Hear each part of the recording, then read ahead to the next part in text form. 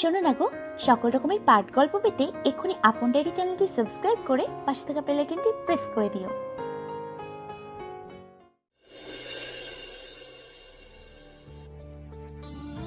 রিম, আসার পর থেকে তোকে কিছুই খেতে দেখিনি আমি। কদিন বাদে ছেলের পরিবার আসবে তোকে দেখতে, চেহারার এমন হাল করলে চলবে? না জানি আবার ছেলের মা বাবা রিজেক্ট করে। ইচ্ছে করেই এমন করছিস তাই না, যেন ওরা তোকে পছন্দ না করে? ওগো শোনো, তোমার মেয়ে কি করতে চায়?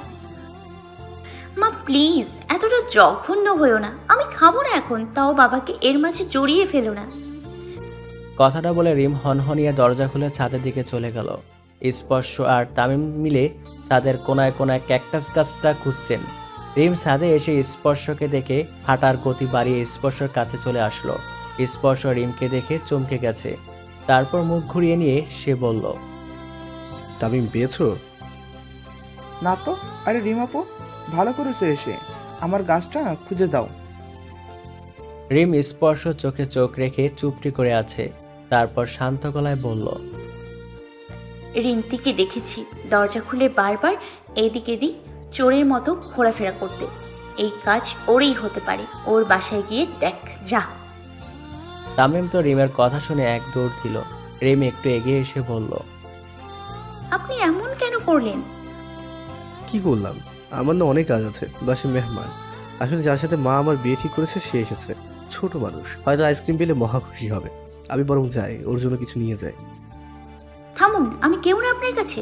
তাহলে ওভাবে শুয়েছিলেন কেন বলুন? কি দরকার ছিল আমাকে সেসব অনুভূতির সাথে পরিচয় করিয়ে দেওয়ার?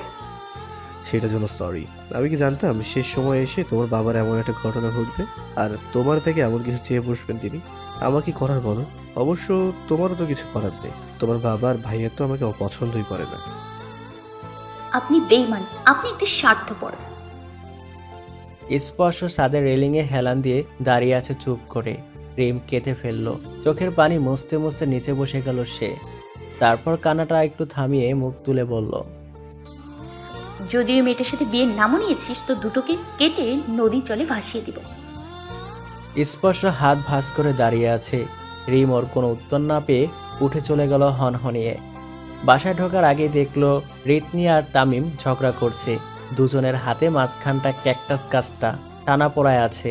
তামিম একদিকে টানছে, রিতনি অন্যদিকে টানছে। রিমঝিম এখন এদের ঝগড়া থামানোর মুডে নেই বলে দরজা খুলে বাসার ভিতরে চলে গেল সে। স্পর্শ যাচ্ছিল, এমন তুমুল ঝগড়া দেখে থেমে গেল সে। কিছু একটা করে পরিস্থিতি সামলাতেই হবে। দুটোই মিলে যে ঝগড়া শুরু করেছে, বাপ রে বাপ। থামো তোমরা, টপটা আমাকে দাও। আঙ্কেল, এটা আমার টপ। এটা আমার টপ। ওকে, আমি ডিসাইড করবো টপটা কার। দেখি তোমরা দুজনের মধ্যে একজন এমন একটা ক্লু দাও তো যেটাতে বিশ্বাস করা যায় এটা তোমাদের মাঝে একজনেরই গাছ। রিতনি তো মহা ভাবনায় পড়ে গেল। তামিমও ভাবছে। হঠাৎ তামিম চেঁচিয়ে বলল, সে জানে গাছটায় কতগুলো কাঁটা আছে, কারণ রিন্তির গায়ে ফোটানোর আগেই সে কাঁটাগুলো গুনে রাখতো। তা শুনে রিতনিও চেঁচিয়ে বলল সেও জানে। ওকে ফাইন, রিনিতি বলো তো কয়টা কাঁটা আছে? 5টা। তামিম দাঁত কেলিয়ে বলল, 16.5টা। সাড়ে মানে? মানে একটা ভাঙা। ও তাই, ওকে আমি গুনছি। স্পর্শ গুনে গুনে দেখলো সত্যি তাই। রিতনি চোরের মতো মুখ করে জিততে পারল না দেখে ভাত করে কেঁদে দিল। পুরো দালাল কাঁপছে তার কান্নায়। স্পর্শ তামিমের হাতে টপটা ধরিয়ে দিয়ে বলল, এখন থেকে এটা রিমের বারান্দায় রাখবে, ছাদে রাখলে আবারও চুরি হবে। তারপর সে চলে গেল। তামিমও জলদি করে বাসায় চলে আসলো। বাইরে বেশি থাকা সেফ না। রিম গাল ফুলিয়ে জানলার গ্রিল ধরে স্পর্শ রুমের দিকে এতক্ষণ চেয়েছিল।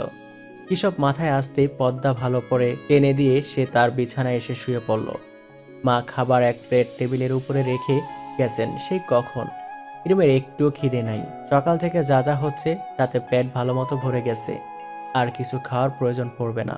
কিন্তু মনে হয় খেতে হবে, তা না হলে মা আবার আরেকটা কথা বলে মনে কষ্ট দেবেন। এমনিতেও কম কষ্ট পাচ্ছি না আমি। স্পর্শ বাসায় ঢুকতে দেখলো মা এক প্যাকেট বরফ মাথা দিয়ে বসে আছেন আর মাঝে মাঝে বলছেন, क्या करूं मैं, मर जाओ। এ কি মা, কি হয়েছে তোমার? এত শীতের ভেতর মাথায় বরফ দিয়ে রেখেছো কেন? শরীর ঠিক আছে তো তোমার? মা মুখ তুলে চেয়ে ফ্যাং ফ্যাং করে কান্নাকাটি শুরু করে দিয়েছে। তারপর চোখে পানি টিস্যু দিয়ে মুছতে মুছতে বললেন, এর চেয়ে ওই রিমেই ভালো ছিল। তোর কপালে এসব কি জুটাচ্ছি আমি? এই দিক আছে তো ওই দিক নাই। হাই রে কপাল আমার, নিজের ছেলের জন্য সুপাত্রে খুঁজতে হিমশিম খেতে হচ্ছে। কি দিনকাল আসলো রে বাবা, কি বলবো তোকে। স্পর্শ মুচকি হাসলো। তারপর একটা ভাব নিয়ে বলল, ওই রিমঝিমের তো বিয়ে। মা করুণ দৃষ্টিতে টাইলিসের দিকে চেয়ে থেকে বললেন, স্বর্ণ খোয়ালে এর মর্ম বোঝা যায় রে। কি আর করার বলো, তোমার কথা রাখতেই তো আমি রিমকে ভুলে থাকার চেষ্টা করেছি এতদিন। আর এখন তুমি আবার। এখন আর ওই রিমকে চেয়েও কি লাভ, যা হবার তা তো হতে চলেছে। সবই পোড়া কপালের পরিণাম। আহারে আহারে, আজ একটা সিরিয়াল শেষ হয়ে গেল। সেই কষ্টে ডিপ্রেশনে ছিলাম। এর ভেতরে ওই নিশুর স্বভাব দেখে মনে হচ্ছে আকাশ থেকে পড়ে খেজুর গাছে আটকে গেছি। ওই মেয়েটা যায়নি? কচু যাবে? একটা আস্ত যোগ, বাসার সব খাবার খেয়ে চলেছে, যাওয়ারই নাম নিচ্ছে না। ওর মা 1 ঘন্টার পর এসে ওকে নিয়ে যাবে। তোর নাম নিচ্ছে মেয়েটা, তোর সাথে কথা বলতে পাগল হয়ে গেছে। আমি এর মাঝে নেই, বাই। রুমে ঢুকে দরজাটা অফ করবো। ওই মেয়েটা গেলে তারপর আমাকে ডাকবা, তার আগে না। তা তো বুঝলাম, কিন্তু এই খাদক মেয়ে তো ততক্ষণে আমার বাসা মরুভূমি বানিয়ে দেবে রে। হাই হাই রে, খাল কেটে কুমির এনেছি আমি। High high. স্পর্শর খুব হাসি আসছে। কোনো রকম হাসি আটকিয়ে সে নিজের রুমে চলে আসলো। আশিককে একটা কল করতে করতে ফোনটা কানের সাথে লাগিয়ে সিগারেট একটা মুখে দিল সে। বারান্দায় যেতে যেতে রিমঝিমের জানালার দিকে এক নজর তাকিয়ে দেখলো রিম জানলা বন্ধ করে রেখেছে। কাছের ওপাশে পর্দাটাও টেনে রেখেছে। বোঝা যাচ্ছে খুব রেগে আছে। এই আশিকটাও না, কবে যে তার সিমটা খুলবে আর কবে তার সাথে দুটো কথা বলতে পারবো আমি। এত ভিতর ডিম একটা। 1.5 মাস হয়ে গেছে, এখনো তার খোঁজ খবর নেই কোনো। স্পর্শ ফোন পকেটে ঢুকিয়ে রেলিংয়ের সাথে হেলান দিয়ে দাঁড়িয়ে মনের সুখে সিগারেট খেতে খেতে এদিক ওদিক তাকাচ্ছে। আজ কতটা দিন পর সে তার নিজ বারান্দায় এসে দাঁড়িয়েছে। রিমকে সে খুব একটা কষ্ট দিয়ে ফেলেছে, তা মনে করে এখন নিজেরই মন খারাপ হয়ে আছে তার। আজ তো মঙ্গলবার, বৃহস্পতিবারে নিশাদ মানে যার সাথে রিমঝিমের বিয়ে হওয়ার কথা, তার পরিবার আসবে ওকে দেখতে। অ্যান্ড আই এম 100% শিওর ওরা রিমকে এক দেখাতেই পছন্দ করে ফেলবে। আচ্ছা, দেখা যাক। হ্যাঁ হ্যাঁ, আমাদের তো ভুলেই যাবেন। উত্তরায় গিয়ে কত কলিগ হলো আপনার। আমাদের মতো ছোটোখাটো বন্ধু বান্ধবদের কি আর মনে রাখে? এমন খোঁচাস্বরূপ উক্তি শুনে স্পর্শ নিচে তাকালো। রিপন হাত ভাঁজ করে দাঁড়িয়ে আছে। আরে সরি, আসার পর থেকে তেমন সময় পাইনি টঙে আসার। সময় পাবেন কেন? আমরা তো আর কেউ না। তোরাই সব, দাঁড়া আসছি। কথাটা বলে স্পর্শ বেরিয়ে চলে আসলো রিপনের কাছে। তারপর ওকে জড়িয়ে ধরে ওর পিঠে 2-1টা বাড়ি দিয়ে বলল, কি খবর তোর? এই তো ভালো। বসো, চা খাবে আর তোমার অফিসের গল্প শোনাবে। স্পর্শ বেঞ্চের উপরে বসেছে। হাতে থাকা সিগারেটটা ফেলে দিয়ে হাতের পিঠ দিয়ে মুখটা মুছে ফেলল সে। রিপন চায়ের কথা দোকানদারকে বলে পাশেই বসলো। তারপর সবার আগে কথা শুরু করলো রিমকে নিয়ে। স্পর্শ স্বাভাবিক গলায় বলল, ওর তো বিয়ে। তো ভাগাবে না? না। কেন? কি দরকার? রেহা মাঝে বল হয়ে দাঁড়িয়ে আছে, আর কত লড়বো? এতদিনের ভালোবাসাকে এইভাবে যেতে দিবে? আমার হাতে কিছুই নেই, আর রিম তোমাকে ভালোবাসে না, তাহলে কিসের জন্য লড়াইয়ে নামবো? উপরে দেখো মিয়া। স্পর্শ উপরে তাকালো। রিম বারান্দায় দাঁড়িয়ে এক দৃষ্টিতে স্পর্শ চোখের পানে চেয়ে আছে। স্পর্শ মুখটা আরেক দিকে ফিরিয়ে নিয়েছে। রিপনের হাত থেকে গরম চায়ের কাপটা নিয়ে টাটকা গরম চা জলদি শেষ করা তোরে আছে সে এখন। আর একবার ইচ্ছে করে রিমের বারান্দার দিকে তাকাতেই সে দেখলো রিম নেই ওখানে। যাক বাবা, বাঁচলাম। এদিকে অফিসের বসের হুটহাট কল আসলো দেখে চা খাওয়া উঠে গেছে স্পর্শর। চায়ের কাপটা পাশের বেঞ্চের উপরে রেখে সে কল রিসিভ করলো। ওপাশ থেকে বস নয়, বসের পিএম বললেন আজ অফিসে ইমার্জেন্সি মিটিং আছে। স্পর্শ যেন রাত 8টার আগে পৌঁছে যায় সেখানে। যেহেতু এটা অফিস টাইম না, তাই স্পর্শ জিজ্ঞাসা করলো কিসের মিটিং। পিএম জানালো নতুন ক্লায়েন্ট এসেছে আর তিনি আজ রাতেই আবার লন্ডন ফিরে যাবেন। যার কারণে গ্রুপ আকারে সকলকে আসতে বলা হয়েছে সময় মতো। স্পর্শ জলদি করে রুমে চলে আসলো। অফিসের শার্টটা পরতে পরতে মাকে বলল তার অফিসে যেতে হবে, এখন ফিরতে দেরি হবে। মা যান খাবারের ওয়েট না করে, হয়তো অফিসে খাবার দিতে পারে আজ।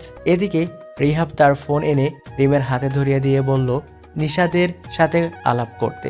নিশাদ ওর সাথে কথা বলতে চায়। বেশ জোরপূর্বক ভাবেই দিয়ে চলে গেল সে। রিমও আর কিছুই বলতে পারল না। এদিকে নিশাদ হাই হাই শুরু করে দিয়েছে। রিম চুপ করে ফোন কানে ধরে দাঁড়িয়ে আছে জানলার ধারে। স্পর্শ টাই বাজছে আয়নার কাছে এসে। রিমের নজর সেদিকেই। আর নিশাদ আজ অফিস থেকে ফিরে কি করলো এসব বলে যাচ্ছে বারবার। স্পর্শ টাইটা ভালো মতো বেঁধে বেরিয়ে চলে গেছে। জলদি করে উত্তরার বাস ধরতে হবে। কি মহা ঝামেলা! আজ ফ্ল্যাটে থাকলে এত ভেজাল সইতে হইতো না। সব খালি আমার সাথেই হয়। প্রাইভেট কোম্পানির এই এক ঝামেলা, যখন তখন মিটিং, যখন তখন অফিসে চলে আসতে হয়। রাত 11:30টার দিকে স্পর্শ তার বাসায় ফিরেছে আবার। অফিস থেকে কেক আর জুস খাইছে, ডিনার করায়নি। মাকে আরো বলেছি আজ খাবো না। রুমে তো অন্ধকার কেন? প্রচুর টায়ার্ড হয়ে গেছে আজ। ঘাড় ব্যথা করছে। স্পর্শ মাথা টিপতে টিপতে লাইট জ্বালিয়ে রুমের দিকে না তাকিয়ে দরজা লক করলো। তারপর হাত থেকে অফিসের ব্যাগটা রেখে টাই খুলতে খুলতে পিছন ফিরে তাকাতেই দেখলো রিমকে। সে বিছানার মাঝখানটায় বসে আছে, মুখটা মলিন করে, গায়ে একটা ছাই রঙের জর্জের শাড়ি, হাতে ছাই রঙের চুড়ি। স্পর্শ এক প্রকার শখ খেলো। পরে ভাবলো হয়তো মনের ভুল। তারপর সে গায়ের শার্টটা খুলতে খুলতে আয়নার কাছে এসে দাঁড়িয়েছে। শার্ট খুলে চেয়ারের দিকে ছুঁড়ে মেরে এবার সে হাতের ঘড়ি খুলছে।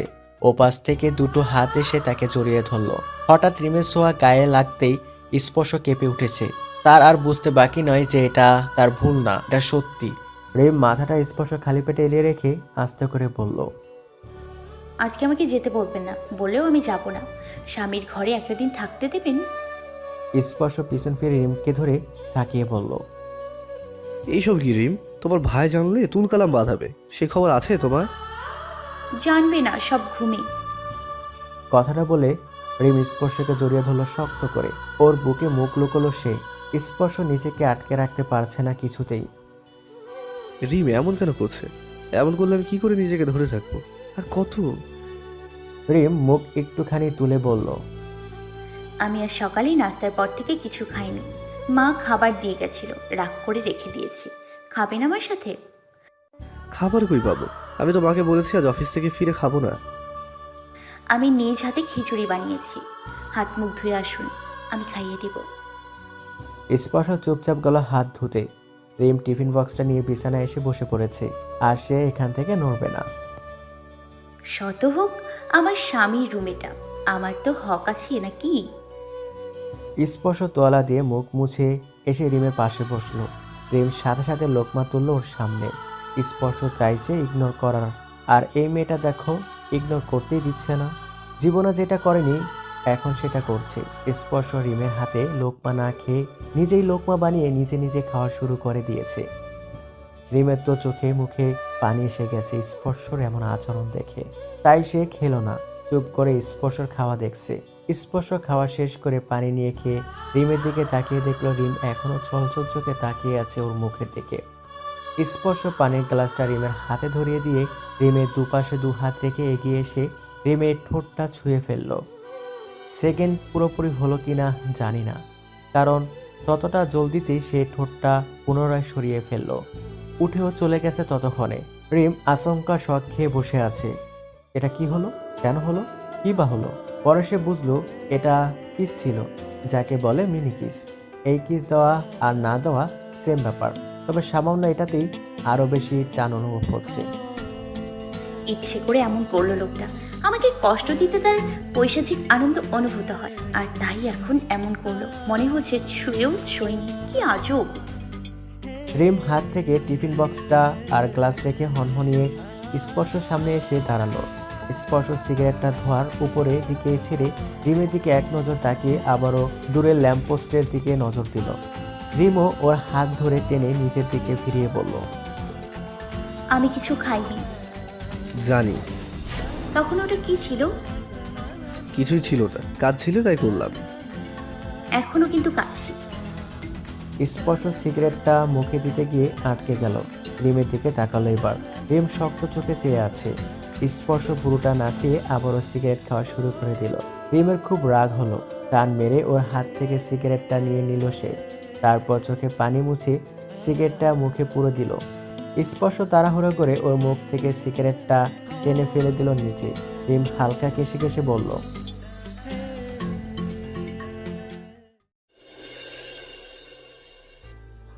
ফেললেন কেন? আমিও দেখি আমাকে ইগনোর করে কাকে পাত্তা দিচ্ছেন। স্পর্শ রিমের হাত ধরে নিয়ে গেল রুমের দিকে। তারপর হাত বাড়িয়ে তার জানলার পর্দা টেনে দিল। এরপর ওকে জানলার সাথে লাগিয়ে ধরে বলল, কাল বাদে পরশু তোমাকে পাত্রপক্ষ দেখতে আসবে, আর আজ তুমি আমার কাছে এসেছো নিজেকে বিলিয়ে দিতে। কেন পারি না? না পারো না। রিম স্পর্শ গলায় হাত দিয়ে চেপে ধরে বলল, পারি, 100 বার পারি। রিম প্লিজ বলার চেষ্টা করো, যাও নিজের রুমে। রিম স্পর্শর গায়ের দিকে তাকালো, তারপর বলল, তেল মালিশ করে দিই?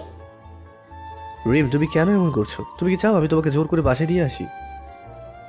আমি তেল গরম করে আনছি, থাকুন।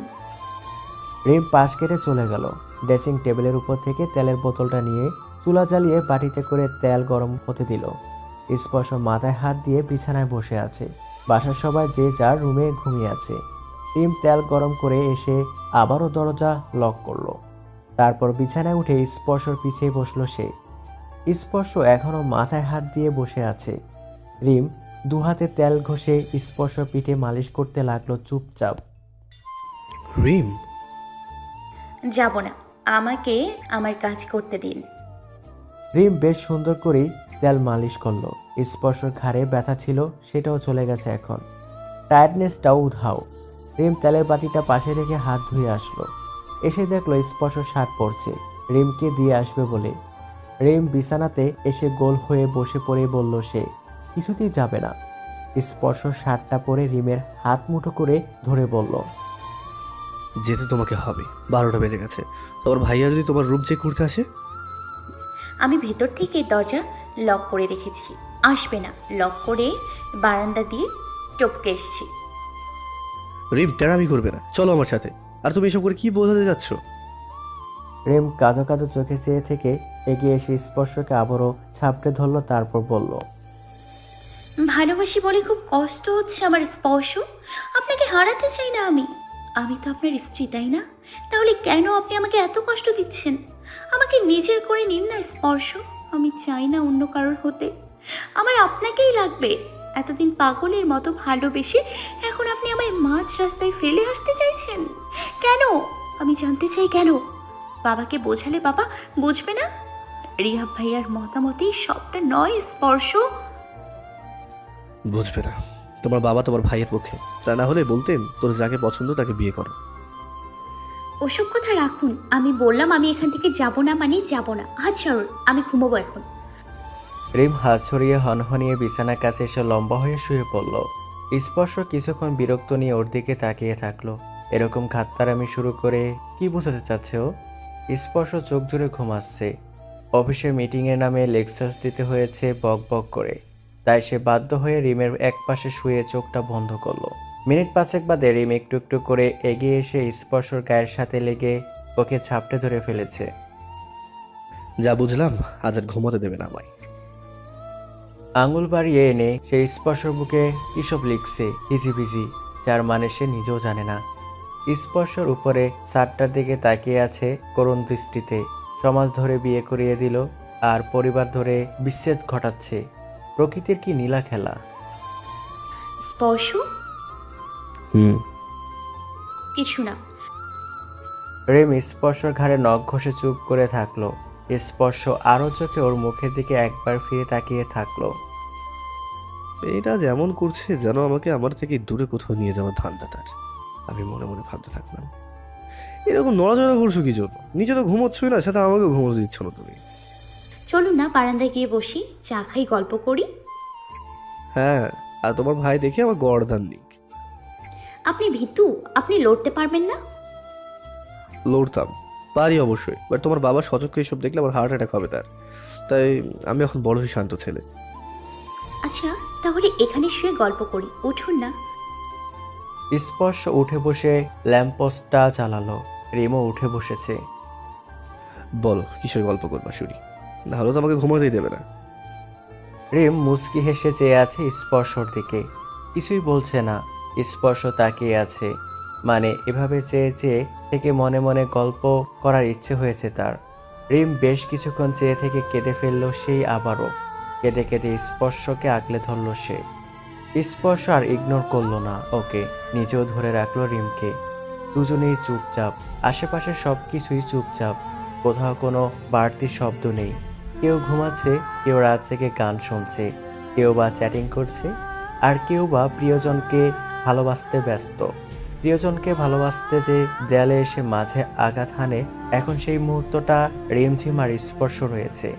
রিমের কান্নায় স্পর্শর বুকটা ফেটে চুরমার হয়ে যাচ্ছে। কেন দুজন দুজনকে ভালোবেসে পাচ্ছি না একে অপরকে? কেন ধর্ম মতে বিয়ে হওয়ার পরেও আমাদের মনে এত সংশয়? পরিবারের পরিস্থিতির জোরে কি যে বিয়েটা হয়েছিল সেটাও তো হামাচাপা হয়ে যাবে না, তা হতে দিতে পারি না আমি। আমি চাইলে সব ঠিক করে ফেলতে পারি, কিন্তু রিমের বাবা, ওনার যদি কিছু হয়ে যায় আমি তো নিজেকেও মাফ করতে পারবো না। তাহলে মানুষ দুটানায় পড়ে, আর আমি তিনটানায় পড়েছি। একদিনের রিম যে আমাকে বুঝেছে এমন একটা সময় যখন আমার হাতে কিছুই নেই। অন্যদিকে রিমের বাবার অসুখ একটা চিকন সুতোর মতন হয়ে আছে, বেশি টানলে ছিঁড়ে যাবে। আর তার ভেতর রিহাব কাঁটার তৈরি দেওয়াল নিয়ে দাঁড়িয়ে আছে। রিমের বাবাকে মানিয়ে নিতে গিয়েও পারছি না। ওই রিহাবের তরুণ, ওরে কি করে থামাবো? মানে আগুনে পানি ঢালবো কি করে, সেটাই মাথায় আসছে না আমার। আখি আমাকে হেল্প করতে পারবে, কিন্তু কি করে? রিম স্পর্শর বুকে ঘুমিয়ে পড়েছে। সেটা বুঝতে পেরে স্পর্শ আলতো করে ওকে পাশে শুয়ে দিয়ে কম্বলটা ভালো মতো টেনে দিল ওর গায়ে। ফোন খুঁজে ভোর 4টার অ্যালার্ম দিল সে। জলদি উঠে রিমকে তার রুমে ফেরত পাঠাতে হবে, নইলে এই রিহাব শান্তিতে কাউকে বাঁচতে দেবে না। স্পর্শ পাশে শুয়ে রিমের দিকে তাকালো। রিম হাত দুটো ভাঁজ করে মাথা নিচে রেখে ঘুমাচ্ছে। মেয়েটা আজ নিজ থেকে আমার কাছে এসেছিল, আর আমি ওকে এক বিন্দু ভালোবাসাটাও দিতে পারলাম না। যাকে পাবার জন্য উতলা হয়েছিলাম সে নিজে থেকেই হাসলো, কিন্তু আমি আজ থেকে ছুঁতে গিয়েও ছুঁতে পারলাম না। ভাগ্যের কি নির্মম পরিহাস আমাদের। ভোর 4টা বাজে, অ্যালার্ম বেজে উঠেছে তখন। রিম স্পর্শকে শক্ত করে ধরে মৃদু সুরে বলল, যাব না, অফ করেন। স্পর্শ চোখটা বন্ধ রেখে হাত নিয়ে ফোন খুঁজে অ্যালার্ম অফ করলো। তারপর 10 সেকেন্ড বাদে চোখ খুলল সে। এরপর রিমকে টেনে তুলে ফেললো। রিম ঘুম ঘুম চোখে এক নজর তাকিয়ে স্পর্শর কাঁধে হেলান দিয়ে আবারও শুয়ে পড়ল। কিছুতেই যাব না। যাও বলছি। এক ধমকে রিমের সব ঘুম জেদ ভেঙে গেছে। রিম চোখ বড় বড় করে চেয়ে থেকে মুখটা ফুলিয়ে বিছানা থেকে নেমে চলে গেল, আর একটিবারও তাকালো না পিছন ফিরে। বারান্দা টপকে নিজের রুমে এসে জানলার কাছে দাঁড়িয়ে দেখলো স্পর্শ তার বিছানায় বসে এদিকে চেয়ে আছে। রিম মুখটা বাঁকা করে নিজের বিছানায় গিয়ে শুয়ে পড়ল। কাঁদতে কাঁদতে এখন আর চোখে দিয়ে পানি বের হয় না, আর এখন এ সময় কাঁদার ইচ্ছেও নেই তার চেয়ে বরং চুপচাপ ঘুমাই ভালো। তামিমের খুশি দেখে কে? একে তো রিম বাড়ি ফিরেছে, আরেকে তো তার ক্যাকটাস গাছটা ফিরে পেয়েছে।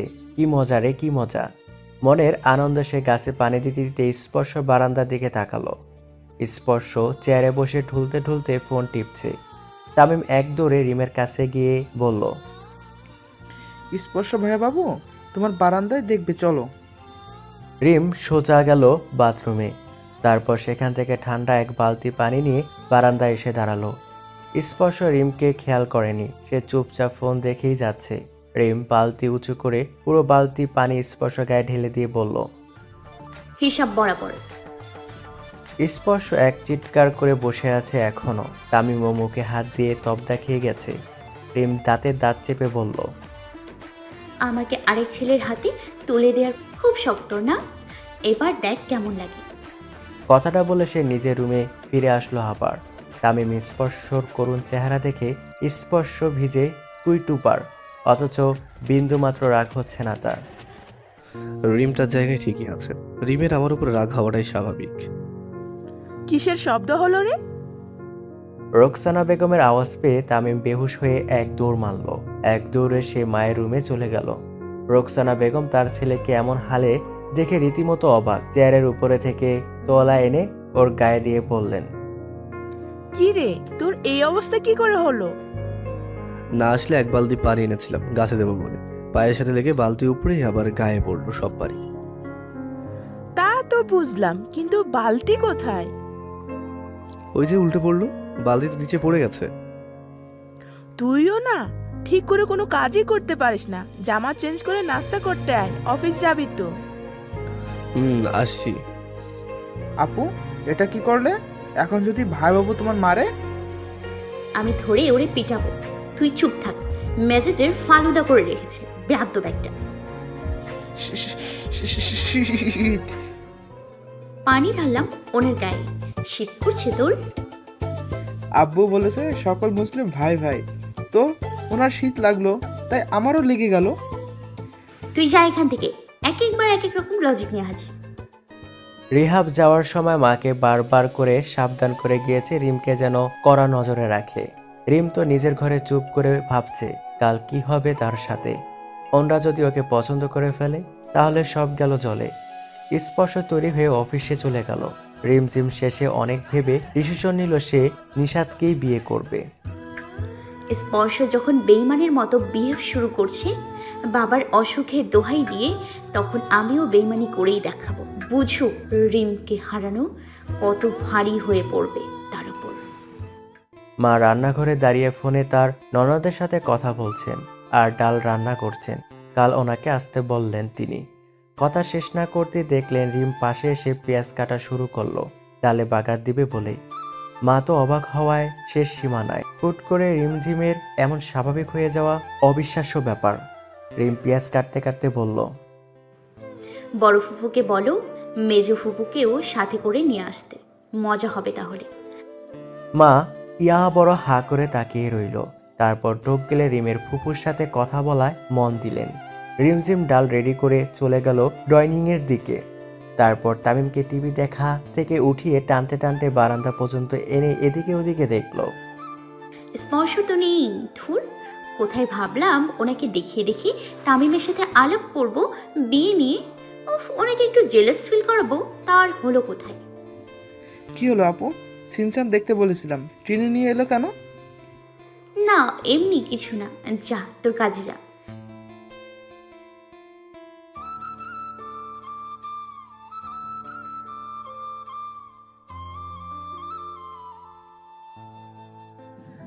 জ্বর তো নেই। আচ্ছা ভাত হয়েছে কি না দেখে মার ফেল। আর তো কাজ নেই, আমি তরকারি রেঁধে ফেলেছি আগেই। ও ঠিক আছে। স্পর্শর আজ বাড়ি ফিরতে ফিরতে সন্ধ্যা হয়ে গেছে, কারণ অফিস থেকে সোজা বাস ধরে তাদের বাড়ি ফিরেছে। তাই উত্তরায় হলে বিকালেই পৌঁছে যেত। রিম সেই কখন থেকে উকি মেরে সেদিকে চেয়ে ওয়েট করছিল। যখনই সে স্পর্শকে দেখলো দৌড়ে গিয়ে আবারও তামিমকে টেনে হিসড়ে নিয়ে আসলো বারান্দায়। আবার কি আপু? দাঁড়া 2 মিনিট। স্পর্শ তার রুমে এসে শার্ট খুলতে খুলতে বারান্দা দিকে গেল। রিম সাথে সাথে কথা শুরু করে দিল। শোন তামিম, কাল তোর হবু দুলাভাই আসবে, ভালো মতন যত্ন করবি, তাহলে তোকে ভালো ভালো গিফট দিবে। স্পর্শ বুড়ো কোচকে চেয়ে আছে ওদের দিকে। রিম আবারও বলল, ইস রে, ছেলেটা এত কিউট, এত কিউট। ঠুস করে কিসে যেন আওয়াজ আসতেই রিম আর তামিম দুজনেই পিছন ফিরে তাকালো। স্পর্শ একটা টপ নিয়ে নিচে ফেলে দিয়েছে নিশাতের এত প্রশংসা শুনে। রিম হাসলো মনে মনে। তারপর কোনো পাত্তা না দিয়ে তামিমের হাত ধরে ওকে নিয়ে চলে গেল রুমের দিকে। সবে মাত্র 1 ডোজ দিলাম, কাল ওরা আসা অব্দি আরো অনেক অনেক ডোজ দিব তোমারে মিস্টার স্পর্শ। আমাকে ইগনোর করে না, এবার আমি তোমারে ইগনোর করব। দেখো তুমি শেষে নিজেই পাগল হয়ে এই বিয়ে ভাঙো। আমার আর কষ্ট করতে হবে না, ইনভেস্টমেন্ট তো আমি তোমাতেই করব। রিম নির্ঘাত আমাকে জেলাস ফিল করানোর জন্য এমন করছে। এই মেয়েটা একবার ভালো একবার খারাপ তো একবার রণচণ্ডী রূপ ধারণ করতে পারে। নিজে যে আমাকে জেলাস ফিল করাতে গিয়ে এমন লাফিয়ে লাফিয়ে বিয়েতে হ্যাঁ বলে দিল, পরে ওর জন্য আবার কোনো ঝামেলা শুরু হয় সেটা আমি জানি না। শুধু জানি এটা থামাতে হবে। পরে এমন হবে যে আমি শেষ মুহূর্তে বিয়েটা ভাঙতে গেলেও তার এমন বিয়েতে রাজির ব্যাটারটা দেওয়াল হয়ে দাঁড়ায় ঠিক মাঝ বরাবর। ইস রে, এই গাভীটাকে নিয়ে যে কি করবো আমি। বিকালে রিহাব সোফায় বসে টিভি দেখছিলেন। নিশাদের ফোন আসছিল এবং সে জানালো যে যদি দু পরিবারের সম্মতি থাকে তাহলে কালই কাবিন হয়ে যাবে। রিহাব তো কথা শুনে এক পায়ে খাড়া। রিম লুকিয়ে এই কথা শুনতে পেয়ে ওর খুব খারাপ লাগলো। মনে হলো জীবনের সব বুঝি শেষ হতে যাচ্ছে। যাচ্ছে কি অলরেডি হয়েও গেছে। স্পর্শ তো সব ছেড়ে দিয়েছে, আমার হাতে যে কিছুই নেই।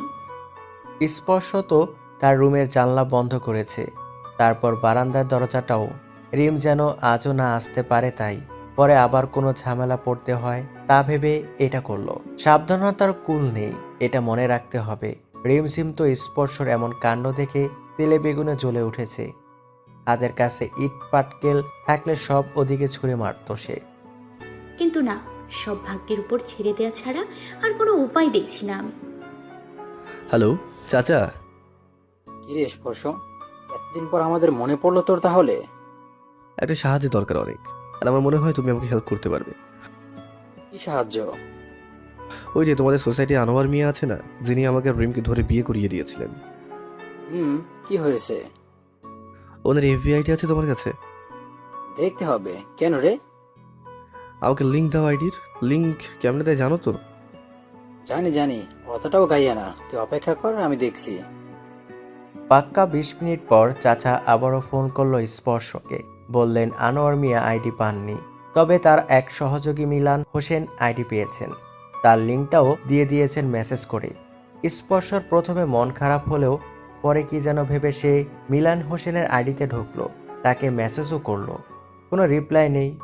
বয়স্করা আমাদের মতো সারাদিন নেটে থাকবে না, এটাই স্বাভাবিক। কিন্তু স্পর্শ যে এখনই দরকার অনেক। ইস, এই আইডিয়াটা আগে আসলে এতদিন প্লেট সাজানো হয়ে যেত। দূর দূর। রাতে 10টায় মিলন হোসেন অ্যাক্টিভ হলেন। মেসেজে রিপ্লাইতে লেখলেন, কে আপনি? ইস, এই আইডিয়াটা আগে আসলে এতদিন প্লেট সাজানো হয়ে যেত। দূর দূর। রাতে 10টায় মিলন হোসেন অ্যাক্টিভ হলেন। মেসেজে রিপ্লাইতে লেখলেন, কে আপনি? স্পর্শ হাই হ্যালো না করে শুরুতে জিজ্ঞাসা করলো তিনি আনোয়ার মিয়ার আইডির নাম জানে কিনা। তিনি বললেন আনোয়ার মিয়া অ্যাপবি চালান না। তারপর জিজ্ঞাসা করলেন কি দরকারে। স্পর্শ আর কি করবে, এনার থেকে কিছু ক্লু পাওয়া যায় কিনা তাই ভেবে বলল কদিন আগে আনোয়ার মিয়া একটা ছেলে আর একটা মেয়েকে বিয়ে দিয়েছিলেন, যেখানে একজন ভিডিও করেছিল বিয়ের। তো সেই ভিডিওটা যদি পাওয়া যেত। মিলান হোসেন সাথে সাথে উত্তর দিলেন তিনি নিজেই ভিডিওটা করেছিলেন, তার কাছে আছে, তবে তার আগে পরিচয় দিলে তিনি ভিডিওটা দিবেন। স্পর্শ খুশিতে আটখানা। তারপর খুশি থামিয়ে নির্দ্বিধায় বলে দিল যার বিয়ে দিয়েছিল সেখানে সে নিজেই ছিল বড়। লোকটা প্রথমে কত জ্ঞান দিয়েছিল স্পর্শকে। যৌবনের তাড়নায় একটা আবিয়াত মেয়েকে একসাথে এক বাসায় রাখা। ভালো হয়েছে, আনোয়ার মিয়া ধরে বিয়ে দিয়ে দিয়েছেন। এসব হন্যতান বলে অবশেষে তিনি ভিডিওটা স্পর্শকে দিলেন। স্পর্শ ভিডিওটা সেভ করে নিল। এরপর একটা ফেক অ্যাকাউন্ট খুলল মেয়েদের নাম দিয়ে। ওটা থেকে ভিডিওটা রিহাবকে পাঠালো সে, রিহাবের এফবি আইডিতে। যাই হোক, রিহাব বাজারে এসেছে এখন মাছ মাংস কিনতে। কাল নিশাদের পরিবারকে জমিয়ে খাওয়াবে। এফবিতে মনে হয় না আজ আর যেতে পারবে, যে কাজ ঘাড়ের উপরে একের পর এক। বড় ছেলেদের সব সময় কাজ বেশি থাকে। বাড়ি ফিরতে ফিরতে আজ অনেক রাত হয়ে গেছে। এই এরিয়াতে সবসময় 10:30টার পর তরকারি হাট ওঠে বলে এত রাত করে রিহাব বাইরে ছিল। বাসায় ফিরে হাত মুখ ধুয়ে সে এক ঘুম দিয়েছে, ডিনার পর্যন্ত করেনি। মা মাছ মাংস সব সাইজ করছেন বসে বসে। রিমঝিম কেঁদে কেঁদে শেষ হয়ে যাচ্ছে এই ভেবে যে কাল তার কি হবে। আরে আমার সামনে কোনো পথ খোলা নেই, কি হবে আমার? দেখতে দেখতে সকালটাও হয়ে গেছে। রেহাব ঘুম থেকে উঠে মুখ না ধুয়েই অ্যাপবিতে ঢুকলো। মেসেজ রিকোয়েস্ট নোটিফিকেশন আসলো। কোথাকার কোন অ্যাঞ্জেল উর্বশীর মেসেজ। রেহাব তেমন একটা মেয়েদের মেসেজ চেক করে না, তবে হুট করে অনেক দিন পর কোনো মেয়ের মেসেজ আসায় কিছুটা কৌতূহল নিয়েই সে মেসেজটা চেক করলো। একটা ভিডিও দেওয়া। এবার আগ্রহটা আরো বেশি বেড়ে গেছে তার। সাথে সাথে ভিডিওটা ক্লিক করলো রিহাব। শুরুতেই দেখা মিলল কতজন হুজুরের, ইমাম, মুরব্বী, সব বয়স্ক লোক। তার মাঝে শর্ট প্যান্ট পরা একটা ছেলে 2 হাত ধরে মোনাজাত দিচ্ছে, মুখে আবারও স্টিকার দেওয়া। যাই হোক, এটাতে রিহাব যা বুঝলো বিয়ে পড়ানো হচ্ছে এখানে। তারপর যিনি ভিডিওটা করেছেন তিনি ভিতরে রুমের দিকে নিয়েও ভিডিওটা করলেন। কতগুলো মহিলা, তারাও মোনাজাত ধরে দেখছেন। সবার মাঝখানে সেলোয়ার কামিজ পরা একটা মেয়ে বসে আছে ঘোমটা দিয়ে। মেয়েটার মুখ দেখেই রিহাব আটকে উঠেছে। আরে এটা তো রিমঝিম। ভিডিওটা সম্পূর্ণ দেখেছে রিহাব। সবার শেষে এক এক করে বাকিদের কথাবার্তা সে বুঝলো বিয়েটা রিমেরই, আর ওই স্টিকার দেওয়া ছেলেটা, কারণ ওখানে উপস্থিত সবাই বয়স্ক পুরুষ মহিলা, মুরব্বী টাইপের, শুধু যাদের বিয়ে হয়েছে তারা ছাড়া। রিম বিয়ে করেছে? এটা কি দিল আমায়? সব মাথার উপর দিয়ে যাচ্ছে। রিম আমাদের তো এসব কিছুই বলেনি। আর এটা কার বাসা? চেনা চেনা মনে হচ্ছে। মাকে জানাতে হবে। রিহাব এক দৌড়ে গেল মায়ের কাছে। মা রান্নাঘরে সকালের নাস্তা বানাচ্ছিল। রিহাব মায়ের সামনে ফোন ধরে ভিডিওটা প্লে করলো আর বলল মনোযোগ দিয়ে দেখতে। মা কাজ পেলে মনোযোগ দিয়ে দেখতে দেখতে শুরুতেই বললেন, এখানে তো বিয়ে হচ্ছে, আমাকে দেখাচ্ছিস কেন? মা দেখো, এটা রিম না? রিমের কথা শুনে মা ফোনটা চোখের আরো কাছে এনে ভালো মতো দেখলেন। এটা তো রিমের বিয়ে হচ্ছে। কই, আমরা তো এই ব্যাপারে কিছুই জানি না। আর কার সাথে বা হলো? ছেলের মুখে স্টিকার কেন? রিহাব রিমঝিমের রুমের দরজার কাছে এসে পরপর নক করে যাচ্ছে। রিম কেঁদে কেঁদে ঘুমিয়ে পড়েছিল। এমন ধুমধাম আওয়াজ কানে আসতেই হকচকিয়ে উঠে বসে পড়ল সে। তারপর বুকে থুতু দিয়ে বিছানা থেকে নেমে গিয়ে দরজা খুলল সে। রিহাব রিমঝিমকে টেনে ড্রয়িং রুমে এনে দাঁড় করিয়ে বলল, তুই বিয়ে করেছিস? কথাটা শুনে রিম ভূত দেখার মতো মুখ করে চেয়ে থাকলো। মা পাশে এসে বললেন, কাকে করেছিস? কলিং বেল বাজছে। রিম কিছুই বলতে পারল না। রিহাব রিমের দিকে তাকাতে তাকাতে গিয়ে দরজা খুলল। ওপারে একটা লম্বা চওড়া দেহের ছেলে দাঁড়িয়ে আছে, গাল ভর্তি দাড়ি আর কচ্ছপ টুপি মাথায়। মোট কথা, তার মুখটা বুঝতে অনেক সময় লাগবে। যাই হোক, রিহাব বুরুকোসকে বলল, কি চাই? রিমঝিম কি এখানে থাকে? লোকটার কথায় মনে হলো কেউ তার গলা চেপে ধরেছে আর সে খুব কষ্টে কথা বলছেন। রিহাব আরো বেশি করে ভুরু কুচকিয়ে বলল, কেন? আমি তার বিয়ে করাবো, তাকে আবার চাই এখন। মা হনহনিয়ে কাছে এসে লোকটাকে ভালো মতো দেখতে থাকলেন। তারপর বললেন, একটু ভেতরে আসেন তো। আপনার দাড়ি আর টুপির কারণে আপনার নাক অত ভালো মতন দেখা যাচ্ছে না।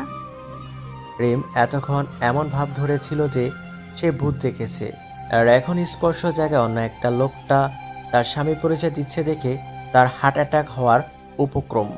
লোকটার সাথে সাথে ভিতরে ঢুকে গিয়ে সোফাতেও বসে পড়লেন। রিহাব মায়ের কানে ফিস ফিস করে বলতে থাকলো, মনে হচ্ছে কোথায় যেন দেখেছি। রে, আমারও চেনা চেনা লাগছে। চেনা তো লাগবেই। কেন কেন? লোকটা রিহাবের দিকে তাকিয়ে তারপর রিমের মায়ের দিকে তাকিয়ে দাঁত খেলালেন। পুরো দাঁতগুলো লাল লাল, মনে হয় একদিন ধরে পান খেয়ে এমন হাল করেছে। যাই হোক, এবার তিনি শুরু করলেন তার পরিচয় দেওয়া। তিনি বললেন তিনি হলেন রিমের মায়ের চাচাতো বোনের নন্দায়নের ছেলের কলি। রিহাব চোখটা ইয়া বড় করে বলল, তার সাথে চেনা চেনা লাগার কারণ তো দেখছি না। তাহলে ভাবেন, এত দূর সম্পর্কের লোক আমি, আমাকে তো চেনা ইম্পসিবল। তারপরেও আপনারা ফিস ফিস করা শুরু করলেন যে আমাকে চেনেন। আমাকে চেনা একদমই অসম্ভব ব্যাপার। রিহাব লোকটার সামনে বরাবর বসে বলল, আপনি সত্যি রিমকে বিয়ে করেছেন? রিম মুখ ফুটিয়ে বলতে যাবে এটা সেই লোকটা নয়, তার আগেই লোকটা টুপিটা একটু উঠিয়ে এমন ভাবে চোখ রাঙালো যেন এখনই চিবিয়ে খেয়ে ফেলবে ওকে। রিম সাথে সাথে চুপ, তবে চুপ থাকা ঝড়ের পূর্বভাস। রিম মনে মনে ভাবছে কোনো পথ দিয়ে দৌড়ে গিয়ে স্পর্শকে ব্যাপারটা জানাবে। রিহাব কথা বাড়াবে পরে। তার মাথায় আসলো আগে জিজ্ঞাসা করা যে ছেলে কি জব করে। আপনি কিসে জব করেন? আমি সরকারি চাকরি করি, বিসিএস ক্যাডার। কবে জয়েন হলেন? হতে যাব। মানে? এখনো হয় নাই, বিশ্বাস হয় না বুঝি। অবশ্য সরকারি চাকরি এমন একটা জিনিস অনেকে মানতে চায় না যে আমরা করি বা করতে পারি। মা একটু এগিয়ে এসে বললেন, মাত্রই তো বললেন যে করেন না। কই বললা? মা মাথায় হাত দিয়ে ধূপ করে রিহাবের পাশে বসে বললেন, এত প্যারা ছেলে হয়ে কেমনে দিতে পারে রে রিহাব? হায় হায় রে, আমার মেয়েটার জীবন তছনছ করে দেবে রে। আরে আরে আমি বোঝাচ্ছি, আসলে আমি কি জব করি?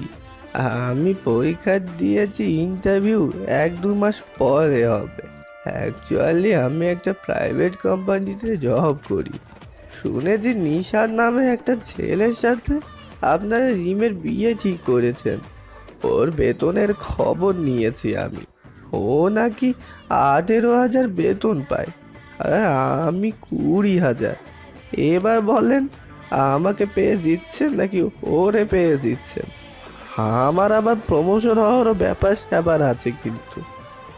রিম লোকটার পা থেকে মাথা পর্যন্ত দেখছেন। দেখে মনে হয় কাছের লোক, আবার চেহারায় এত দাড়ি দেখে মনে হয় বাপের জন্মে দেখি নাই। আসলে কে এটা? আমার মনে হয় স্পর্শই ওনাকে পাঠিয়েছে। এবার দেখলাম ভালো করে পায়ে পা মিলিয়ে চলতে হবে, না হলে প্ল্যান ফল ফলে স্পর্শ আমাকেই বকবে। কি রে রিম? কিরে, রিমটা মধুর সুরে বলল রিহাব। রিম তো অবাক, পরে ভাবলো উত্তেজিত হয়ে হয়তো ভাইয়া মিষ্টি সুরে কথা বলেছেন। তুই শিওর তুই লোকটাকে বিয়ে করছিস? রিম চোখটা রসগোল্লার মতো করে রেখেছে, তারপর আর 7-5 না ভেবে হ্যাঁ বলে দিল। নির্ঘাত এটা স্পর্শেরই প্ল্যান, তা না হলে আর কেউ কেন এসে বলবে আমি তার বউ এই লোকটাকে স্পর্শে পাঠিয়েছে, তাই হ্যাঁ বলা উচিত। রিহাব উঠে দাঁড়িয়ে মাকে ইশারা করে রিমের হাত ধরে টেনে নিয়ে চলে গেল ওর রুমের দিকে। তারপর চোখ রাঙিয়ে জিজ্ঞাসা করলো কে সে। এই ব্যাপারটা জানালো না আগে। রিম মাথা নিচু করে দাঁড়িয়ে আছে। মা মাথায় হাত দিয়ে বিছানায় বসে পড়লেন, তারপর বললেন, করলে তো করলি, এমন ছেলের সাথে করলি যে কিনা এরকম বইটা দেখতে, গালে সব দাড়ি আর দাড়ি।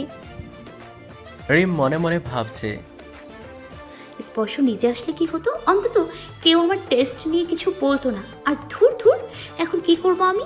বলে তো দিলাম যে এই লোকটাই আমার বর। এরপরে কি হবে? স্পর্শর এমন প্ল্যানের আগা মাথা কিছুই তো বুঝতে পারছি না আমি। কি রে, উত্তর দিচ্ছিস না কেন? আর রিহাব, তুই এমন চুপ হয়ে গেলি কেন? কি কারণে? মা, আমার মনে হয় রিম ভুল করেছে। ঠিক আছে, তবে ছেলেটা ভালো, ভালো বেতন পায়, অত্যন্ত নিশাদের চেয়েও বেটার। কি বলিস? চেহারা দেখেছিস? রিমকে জিগাও, ওর চেহারা দেখিনি। বাবাকে কি জবাব দেব? আমার মাথায় সেটাই ঘুরপাক আছে যে তোর বাবাকে কি বলবো। একা বাসায় থেকে থেকে একটা বেয়াদব হয়েছে, সীমার বাইরে চলে গেছে একেবারে। এত বড় পদক্ষেপ নিয়ে নিল, একবার আমাদের কথা পর্যন্ত চিন্তা করলো না। আম্মা, ভাইয়া, আপনারা কোথায়? মা আর রিহাব চমকে সেদিকে চেয়ে আছে। এমন করে ডাকছে যেন কত জনম জনমের আত্মীয় আমাদের। রিহাব বের হয়ে বলল, আমাকে কেন? রিমের মা তো আমার আম্মাই হলেন, আর আপনি তো আমার ভাইয়া। বয়সে আপনার ছোট হই আমি, যা বুঝলাম আপনাকে দেখে। না না, আমি একদমই আপনার বয়সের। তুই তো গাড়িও করে বলতে পারি আমরা। মা একটু সন্দেহ চোখ করে এগিয়ে এসে বললেন, আপনার গলা এমন শোনাচ্ছে কেন? মনে হয় দম বন্ধ করে কথা বলছেন।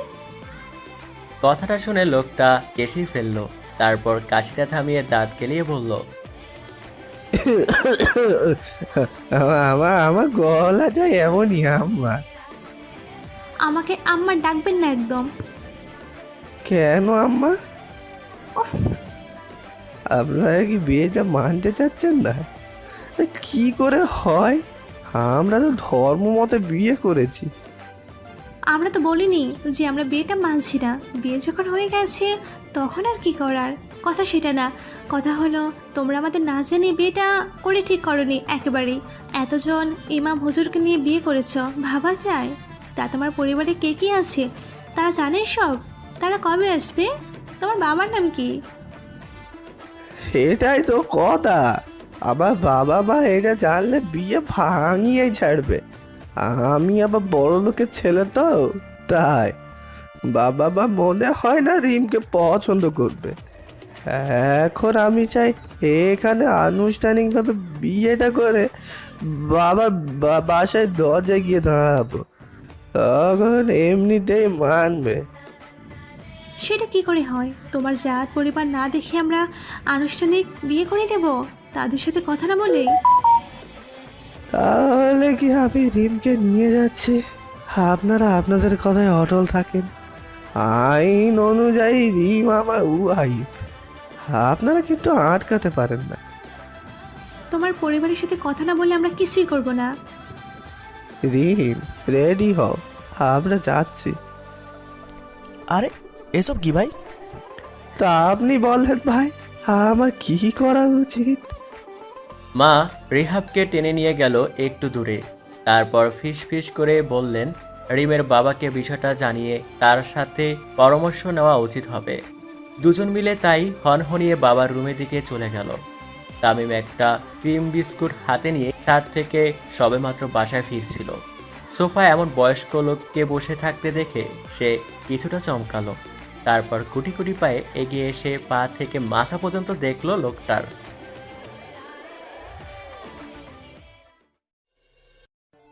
দাদু? শালা কি? কিছু না কিছু না, আমি তোমার দুলা ভাই, দাদু না গো। তুমি তো সিজাত ভ্যা না? ভাগ এখান থেকে, মেজাজ খারাপ করবি না তো এখন। কে তুমি? লোকটার থেকে তামিম আর কোনো উত্তর না পেয়ে সোজা মায়ের কাছে গেল। রিমঝিম জানালা আর বারান্দা দিয়ে উকি মেরে স্পর্শকে খুঁজে বারবার। প্ল্যান সম্পর্কে কিছুই জানালো না কেন? বাবা রিহাবের মুখে সব কথা শুনে চুপ করে থাকলেন। তারপর বললেন ছেলেটাকে ভিতরে ডাকতে, তিনি কিছু কথা বলতে চান। রিহাব তাই করলো, লোকটাকে এদিকে ডেকে আনলো।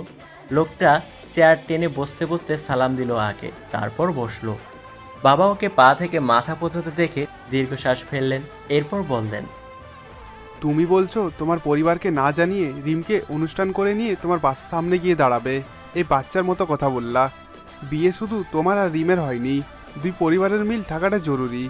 যেহেতু অনুষ্ঠান হয়নি, যাওয়া উচিত। যেহেতু দুই পরিবারের মত কথাও জরুরি, সুতরাং তুমি তোমার পরিবারকে ফোন করে আসতে বলো, আমার কোনো আপত্তি নেই। দেখুন, আমার পরিবার জানলে বিয়ে ভেঙে যাবে। তাছাড়া রিম আর আমি অনেক দিন ধরে থেকেছি, এখন বিয়েটা ভেঙে গেলে আপনাদের মেয়েকে কে বিয়ে করবে? বিষয়টা বোঝার চেষ্টা করুন। অনুষ্ঠান করে বিয়ে করে নিয়ে গেলে বুঝি তারা মেনে নেবে? অবশ্যই মানবে, তারা তখন সবাই জেনে যাবে, আর না করে পারবে না তো।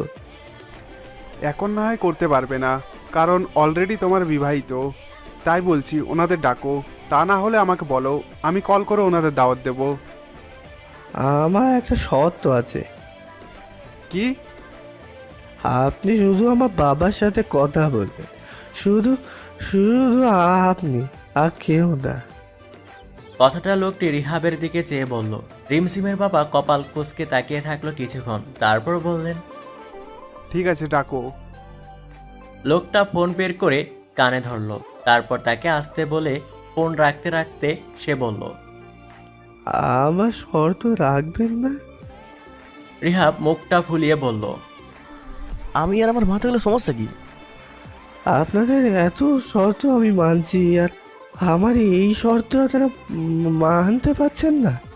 ঠিক আছে, আমি রিমকে নিয়ে চলে যাচ্ছি।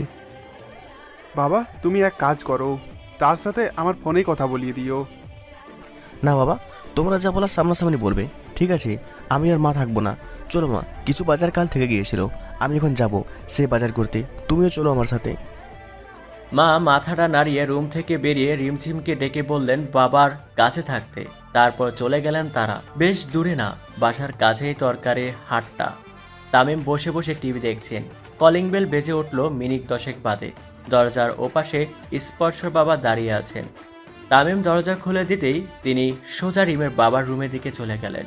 রিমঝিমের বাবা স্পর্শর বাবাকে দেখে চমকে গেলেন, তারপর বললেন, আরে বিয়ান যে, আসুন আসুন, কি মনে করে? আসাদুজ্জামান চেয়ারে বসতে বসতে বললেন, আপনি তো ডাকলেন?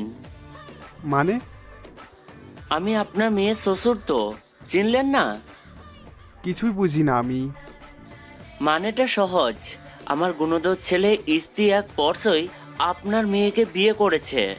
তাও আমাদের না জানিয়ে। আচ্ছা মা রিম, একটু চা খাবে? রিম মাথা নাড়িয়ে চলে গেল। তাহলে এটাকে এটাই পরশ। কি তাহলে এমন ভেস কেন?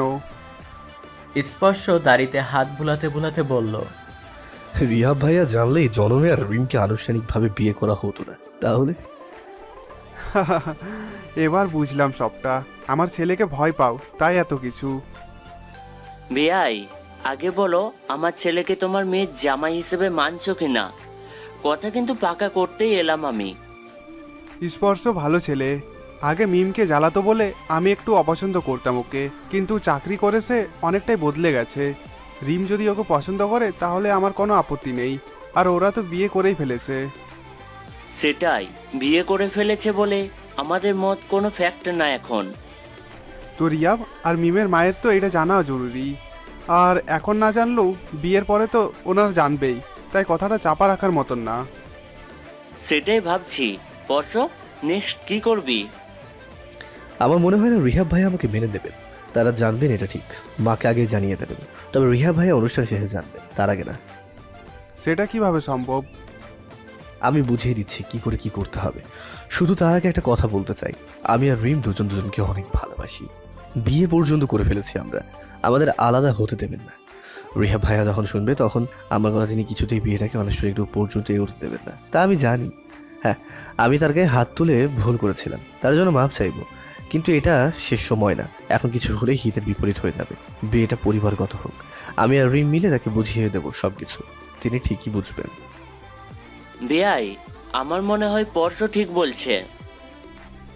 কি জানি কি হয়। তবে আমি ওনাকে জানাবো না, কিন্তু রিমের মাকে জানাবো। বাকিটা তোমার দেখো কি করবা।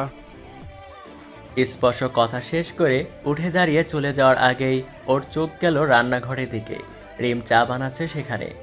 বাবা এখনো তার বিয়ের সাথে কথা বলায় বিজি। স্পর্শ এই সুযোগে চুপি চুপি রুমে ঢুকে রিমের কানের কাছে একটা চুমু দিয়ে এক দৌড় মেরে রিম তো ঝটকা খেয়ে দাঁড়িয়ে আছে। স্পর্শ যাকে পাঠিয়েছে সে আমাকে টাচ করলো, এত বড় সাহস!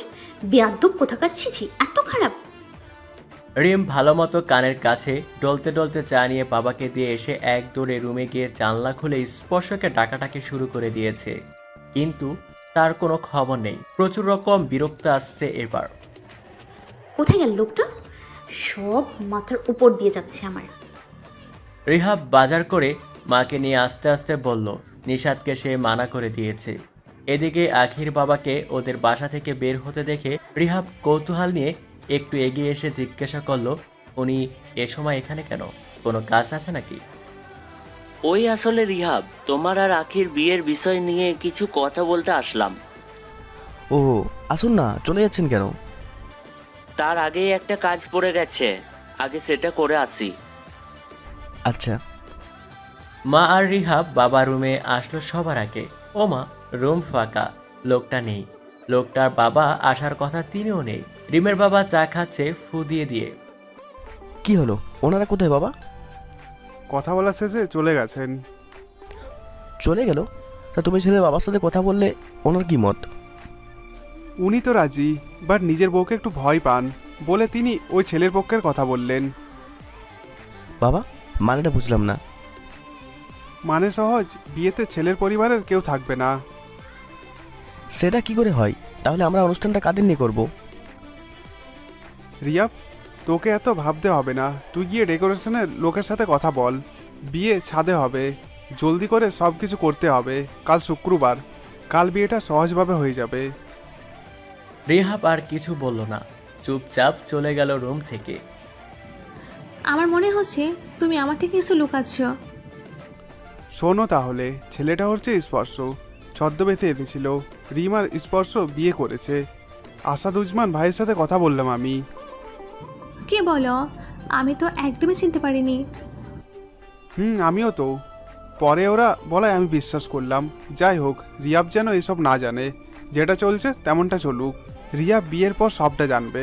তার আগে জানলে ও বিয়েটা হয়তো দিবে না। স্পর্শ রিম ভালোবাসে। স্পর্শ তো সেই কবের থেকেই ওর জন্য পাগল। তাছাড়া তো ওরা বিয়ে করে ফেলেছে। সব সমস্যা এখন রিয়াবকে নিয়ে। রিয়াব জানলে বিয়েটা অনুষ্ঠান রূপে কিছুই হতে দেবে না। তা তো জানি। রিহাব তো স্পর্শকে একদমই পছন্দ করে না। আচ্ছা দেখো কি করবা, আমার তো মাথায় কিছুই ঢুকছে না। মা আসবো? আয়, ডেকোরেশনের লোকের সাথে কথা বলেছিস? হ্যাঁ। আচ্ছা বাবা, আমাকে এটা বোঝাও, ছেলের পক্ষে কেউ আসবে না?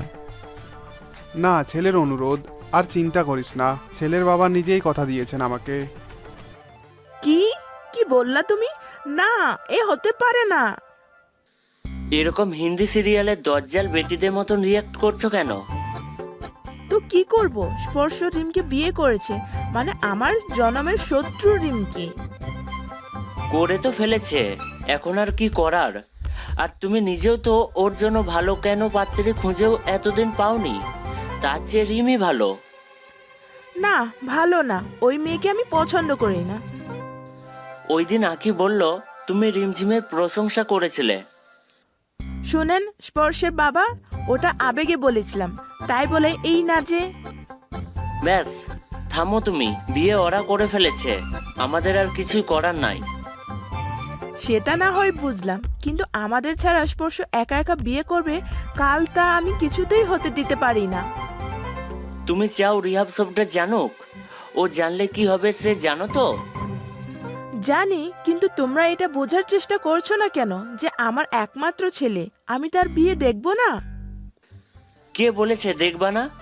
রিহাব আমাদের সবাইকে দাওয়াত দেবে, তখন মেহমান হয়ে গিয়ে দেখে আসবে না হয়। ওই মেয়ে আমার বাড়িতে আসবে, আমি এত রাগ কই রাখবো? আলমারিও তো খালি নেই। গয়না রেডি করো, নতুন বইয়ের গলা খালি দেখে আসলাম। আমার পুত্রবধূকে রানীর বেশে রাখবে তুমি। রিহাব জানলে গুলি করে দিবে, আমি শিওর। পরেরটা পরে দেখা যাবে, তুমি আমাকে আর টেনশন দিও না তো। স্পর্শ কোথায়? কি জানি, ওই রকম বুড়ো বেশ নিয়ে আবার কোথায় গেল সেটাই বুঝছি না আমি। রিমঝিম চুপি চুপি বারান্দায় এসে ফিস ফিস করে স্পর্শকে ডাকছে। সেই কখন থেকে ওনাকে দেখিনি আমি, ফোনটাও ধরছে না, প্ল্যানের আগামাথা কিছুই বুঝিনি। তার উপর ওই লোকটা আমাকে টাচ করেছে, এত এত কথা পেটে থেকে এবার ব্লাস্ট হয়ে যাবে। আর মেইন মাস্টার মাইন্ড যিনি, তিনি উধাও।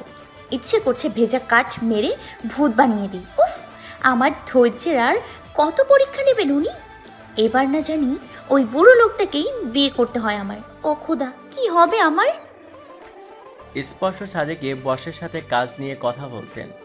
বস একটা ফাইলের 14 নং পৃষ্ঠার ডিটেলস বুঝছে না বলে ওকে কল করেছেন, কারণ ফাইলটা ওর রেডি করেছেন। এদিকে রিমকেও কিছু জানানো হয়নি। বসের সাথে সব কথা শেষ করে স্পর্শ বাসায় ফিরে নিজের রুমের দিকেই যাচ্ছিল। তার আগেই মা হাতে রুটি ছেঁকার খুন্তি নিয়ে দাঁড়ালো ওর সামনে। চোখ বড় বড় করে রাগে বুঝতেছেন তিনি। স্পর্শ বোকা ছেলের মতো চেয়ে আছে মায়ের দিকে। কি মা? কই কিছু না, রুটি বানিয়েছি, গরম গরম খাবি, খেতে বস।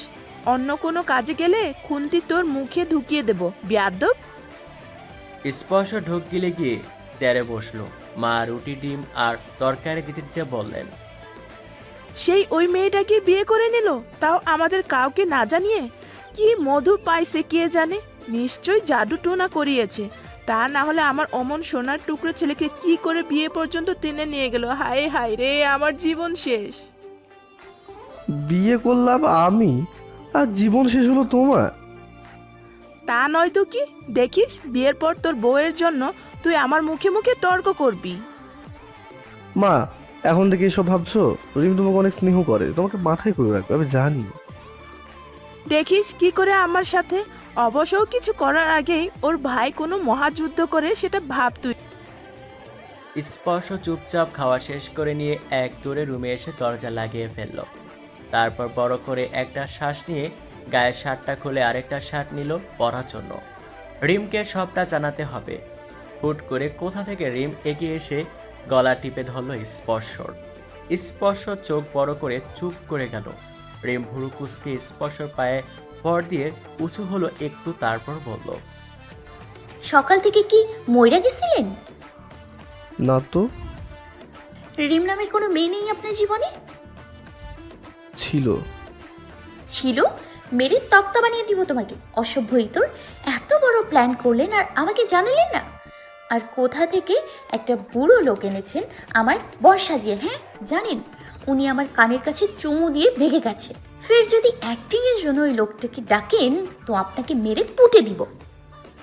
আচ্ছা গলা ছাড়ো, বিয়ের আগে মেরে ফেলবো নাকি?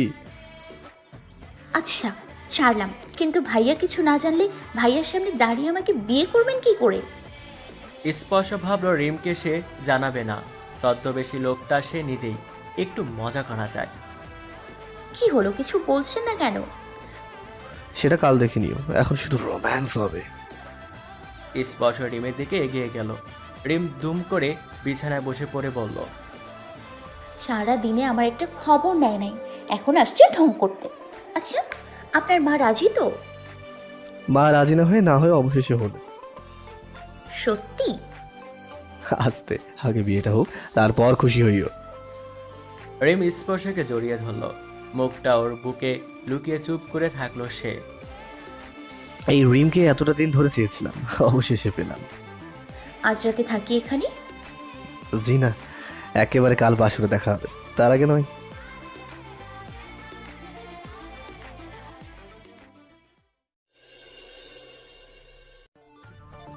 জি না, একেবারে কাল বাসরে দেখা হবে, তার আগে নয়। কি হয়েছে, আমি আজ রাত এখানে থাকলে ডিস্টার্ব করবো না তো? দুটো চুমু খাবো, তারপর ঘুম। দুটো চুমু খাওয়া দরকার নেই, যাও এখন, শেষ মুহূর্তে কোনো গন্ডগোল চাই না আমি। যাচ্ছি যাচ্ছি। রিমঝিমকে মা একটা ডালা ধরিয়ে দিয়ে ফিস করে বললেন,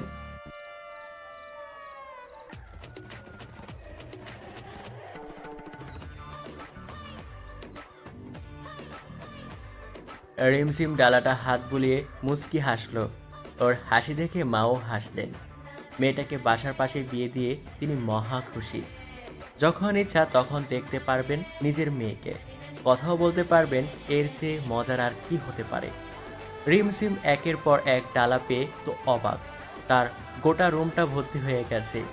রেহাব সাথে ডেকোরেশন সব দিক সামলাচ্ছেন, তাই ডালা কোথা থেকে আসছে তা ওর ধারণার বাহিরে। স্পর্শ আকিকে কড়া করে জানিয়ে দিয়েছে বিষয়টা গোপন রাখতে, তাই আকি ও রিহাবকে কিছুই জানায়নি। স্পর্শ অফিসে গেছে এ সময়, বস বলেছে ছুটি নিতে হলে দরখাস্ত জমা দিতে হবে সেখানে এসে। রিমঝিম ডালা সব দেখতে দেখতে বিছানায় এক কোনায় ঘুমিয়ে পড়েছিল, আর জাগেনি। আজ অনেক কাজ হয়ে গেছে, কাল দিনটা অনেক মূল্যবান, এনার্জি ঠিক থাকতে হবে, তাই জলদি করে ঘুমিয়েছেন সে। আর ওদিকে স্পর্শ ঘুম নেই, সে বাসায় ফিরে মিতির মতো দাঁড়িয়ে আছে। রোকসানা বেগম রাতের 11টায় ওর শেরওয়ানির মাপ নিচ্ছেন, এক রাতেই বানিয়ে নিতে হবে, তাই মাপ ঠিক থাকা জরুরি, রেডিমেড হলে হবে না। স্পর্শ আবার চওড়া দেহের, তাই উনি সব দিকে খেয়াল রেখেই মাপ নিয়ে টেলারকে কল করে অর্ডার দিয়ে দিলেন, কাল দুপুরের আগেই বাসায় পৌঁছে যাবে। স্পর্শ নিজের রুমে এসে বিছানা লম্বা হয়ে শুয়ে পড়ল। আর সারাদিন এত কাজ করেছেন সে, হাত পা আর চলছিল না। ফ্যানে যেমন কথা বলছেন, সামানার সামনে তার চেয়ে বেশি বলছেন। আর রিহাবের সামনে 200টা মিথ্যা কথা বলতে যে হাফ এনার্জি ওর ওখানেই শেষ। সব এনার্জি তুলে রাখতে হবে, কাল বিয়ের পর বিরাট বড় ধামাকা হবে। পরের দিন ভোর থেকে হইচই লেগে আছে। তামিম একটা পুরান শালার ঝাড়ু নিয়ে ছাদে তদারকি করছেন, ঝাড়ু দিয়ে সে মোটেও ঝাড়ু দিচ্ছে না। তার আপুর বিয়ের ফুল যাতে কেউ চুরি না করে সেটার পাহারাদার হিসাবে কাজ করছেন সে। কেউ কাজ দেয় নাই, তবে সে রিন্তিকে একটা গোলাপ চুরি করতে দেখে এখন পাহারা দিয়ে যাচ্ছে, কাউকে নিতে দিবে না। রিমকে মা খাইয়ে দিচ্ছেন, কারণ রিম খেতে না করে দিয়েছিলেন, তার নাকি খিদে নেই। ওদিকে স্পর্শ তার সাজগোজের সব নিয়ে একটা বয়স পার্লারে এসে বুড়ো লোক সাজছেন। বয়স পার্লারে এসে বুড়ো লোক সাজা দেখে বাকিরা অবাক হয়ে স্পর্শকে দেখছেন। দুপুর 2টার সময় বিয়ে হবে, রিমকে ঘিরে ওর ফুপু, ফুফাতো বোন, খালা, মামি সবাই আসছেন। ওকে ঠিক তেমন করে সাজানো হয়েছে যেমনটা স্পর্শ চেয়েছিল। স্পর্শ রিমকে একদিন বলেছিল, বিয়ে দিন তোমার পরনে থাকবে লাল একটি বেনারসি, 2 হাতে থাকবে 2 ডজন লাল চুড়ি, কপালে তোমার ওই চিকন ভ্রুর মাঝখানটায় থাকবে কি লাল টিপ, টিপটায় আবার স্টোন আটকানো থাকবে, কানে থাকবে সোনার কানের দুল, গলায় হালকা পাতলা সোনার একটা নেকলেস, পায়ে লাল আলতা, সোনার একটি পায়েল। মোট কথা সেদিন তুমি লালে লাল সাজবা। আর তাই সাজলো রিম। স্পর্শ পাগল হয়ে যাবে আজ।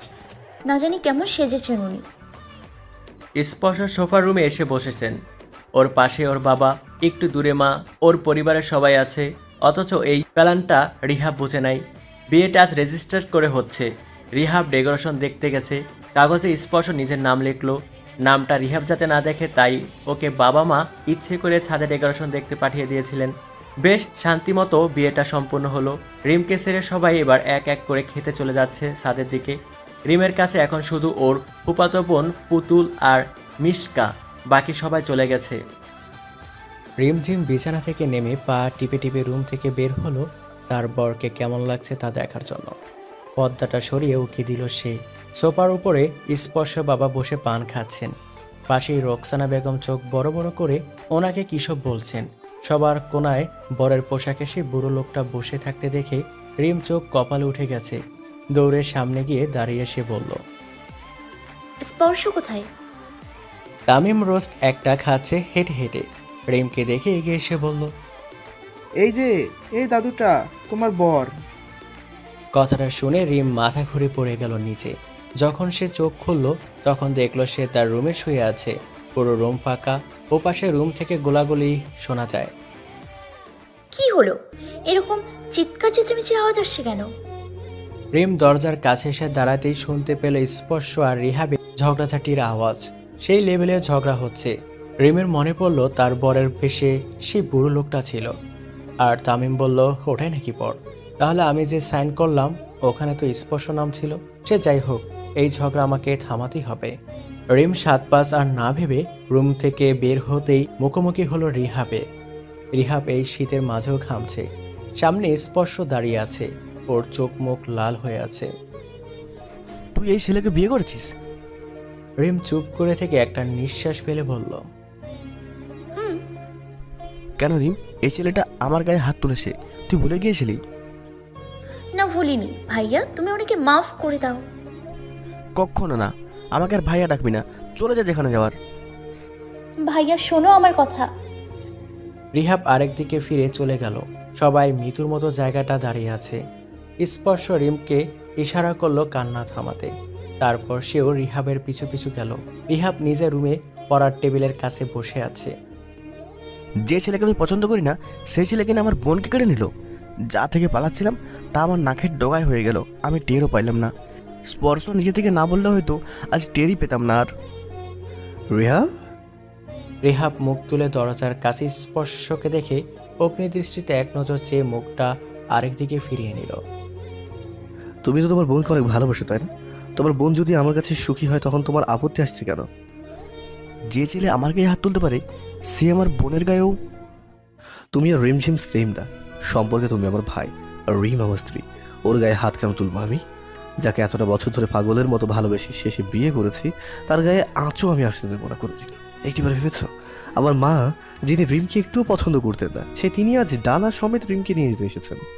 মা মেনে নিতে পারলে তুমি কেন পারছো না রিহাব? আমি মাফ চেয়েছি তোমার কাছে, পারলে মাফ করে দিও।